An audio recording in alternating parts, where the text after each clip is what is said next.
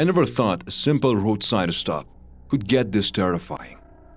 This happened back in 2022. Max and I, my best friend, were the kind of people who were always looking for new adventures and long road trips. Whenever we had the chance, I'd get my old but reliable car ready and we'd hit the road. This time, our destination was a small town about 300 kilometers away from home. We had planned to leave at night to escape the daytime heat and enjoy the empty roads. Max, with his constant jokes, always made the journey more enjoyable. Along the way, we talked about everything, from school memories to plans for the future. I was driving and he was checking the map. But what made this trip different was the eerie silence of the roads and their unnerving emptiness. Despite Max's laughter, there was a lingering feeling of isolation in the darkness that couldn't be ignored. Around midnight, we reached an old gas station. Its dim lights barely illuminated the surroundings, and it looked like no one had stopped there for ages. Still, we decided to take a break and check the map. I began filling up the car's tank while Max went into the small deserted shop to grab some water and snacks. As I waited for Max, I heard the distant rumble of engines. At first, I didn't pay much attention, but as the noise grew closer, I realized that 4 motorcycles were heading straight toward us. Their headlights lit up the road, and the closer they got, the heavier the weight in my chest became. "Max, get out here now!" I yelled. Max stepped out of the shop, quickly glanced at the motorcycles, and asked, "What's going on? Who are they?" I shrugged nervously. "I don't know, but I don't like this." The motorcyclists finally arrived at the station, cycling around our car. All 4 of them were wearing masks and dressed in dark clothes. One of them spoke up with a loud, gruff voice. "What are you two doing here at this time of night?" His tone was aggressive and menacing. Max, trying to stay calm, replied, "We just stopped for a break. We're heading to the next town." Another one laughed coldly and said, "Oh, I bet you're carrying a lot of cash, huh?" His words sent a chill down my spine. It was clear they weren't just here for a chat. "We don't have anything that would interest you," I said, trying to keep my voice steady, but one of them dismounted his bike, holding a metal rod, and said, "Let's see if that's true." Max slowly reached into his pocket to take out his phone. One of the bikers shouted, "If you call anyone, we'll end it for you right here." Max froze, then placed his phone on the ground and whispered to me, "What do we do?" A tense silence hung in the air between us and them. My mind was racing, searching for a way out. "We need to distract them," I said, pointing subtly to a water bottle near the car. Max nodded, understanding my plan. I grabbed the bottle and threw it at one of the bikers. It hit his shoulder, and he started yelling angrily. That moment was enough for Max to jump into the car, and I followed right behind him. The bikers, now furious, got back on their motorcycles and began chasing us.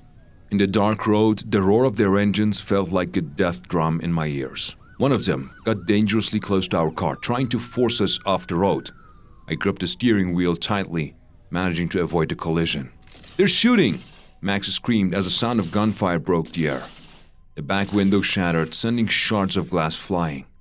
I pressed down on the accelerator, desperate to outrun them, and reached the nearest police station. The road was winding, with sharp turns that required every ounce of focus I had. Finally, in the distance, I saw the lights of a police station glowing like a beacon in the absolute darkness. The engines of the motorcycles still roared behind us, but the hope blooming inside me urged me to push the gas pedal harder. As we got closer to the station, the bikers hesitated for a moment, realizing where we were heading. But we weren't safe yet, and I knew they could attack us again at any second. Reaching the station's entrance, I slammed on the brakes, and the car screeched to a stop. One of the officers noticed our frantic arrival and waved us in. Before we could even explain, the biker closest to us slowed down, saw the officers stepping outside, and veered off with the others, disappearing into the darkness. Max and I stepped out of the car, both of us breathing heavily, our hearts still racing. One of the officers approached and asked, "What happened? Why are you so shaken?" With a voice still trembling from the adrenaline, we explained everything. The officer listened attentively and said, "Don't worry, you're safe now. We'll report this and start investigating immediately." For the first time that night, I felt a sense of security. Under the station's lights, as Max sat on a bench sipping water, I realized just how close we had come to disaster. The police began taking our statement and coordinating with nearby stations. For Max and me, however, this was the end of our adventure. There were no more jokes, no more excitement for the open road. That dark night made me forever afraid of the sound of a motorcycle in the night. I'd be grateful if you could like the video before I continue the story.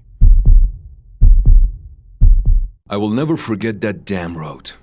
6 months have passed, and even now, sometimes when I drive alone through dark streets in the middle of the night, I feel like that road is right beside me in the darkness, with its silence and fears.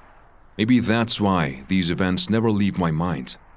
Every moment feels like I'm still stuck in those terrifying moments. Immediately after that event, everything changed. That night, everything was just like any other night. My sister and I were on a long trip to an unknown destination. The roads were empty, the night was dark, and the car was in motion, as if the road had no end. Sometimes in the middle of the night, nothing could be heard except the sound of the car's wheels and our quick breaths. But I never imagined that this night would turn into such terror and anxiety. My sister told me we should stop. It was night and we were feeling tired. We parked the car beside the roadside station. The station was small and deserted. No one could be seen around except for a few small shops. It seemed like everything was asleep. My sister was worried about finding a place to rest, but I reassured her that we would only rest for a few minutes and then continue our journey. With that thought in mind, I entered the shop. It was a small, old shop with just a few shelves filled with dry, lifeless goods. The smell of old wood and dust filled the air. When I went to make my purchase, I grabbed just a drink and a few snacks. As I was putting the money in my pocket, I glanced over to see my sister standing by the car, holding her phone, busy with something. After a few minutes, my purchase was ready, and I headed for the door of the shop. As I was about to leave, I glanced at my sister again. But when I reached the car, she was nowhere to be found. At first I thought maybe she had gone for a walk or returned to the car, but nothing seemed to make sense. I quickly looked around, but she was nowhere in sight. With concern, I got into the car and scanned the entire station from top to bottom. No one was around. I felt like there was something strange about the station. I started walking outside, and suddenly I noticed tire tracks. The tracks continued out of the station. A strange sense of unease washed over me. I decided to follow the tire tracks. I thought to myself, maybe she had gotten into some kind of trouble or maybe someone had taken her. I started the car and slowly followed the tracks. In the middle of the night, these dark, endless roads looked even more terrifying. The tire tracks led me toward an abandoned warehouse. Everything there was silent and dark, and nothing could be heard except the sound of my car's wheels.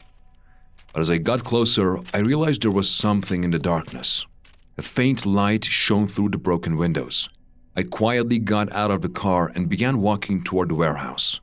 At first, no sound could be heard, but the closer I got to the building, the faint sound of a moan reached my ears. At that moment, I realized my sister must be inside. I carefully peered inside and saw 2 armed men standing in the corner. One of them was holding my sister's hand and keeping her in front of him. My sister's breath could be heard clearly, heavy with fear. The armed men exchanged serious, cold glances.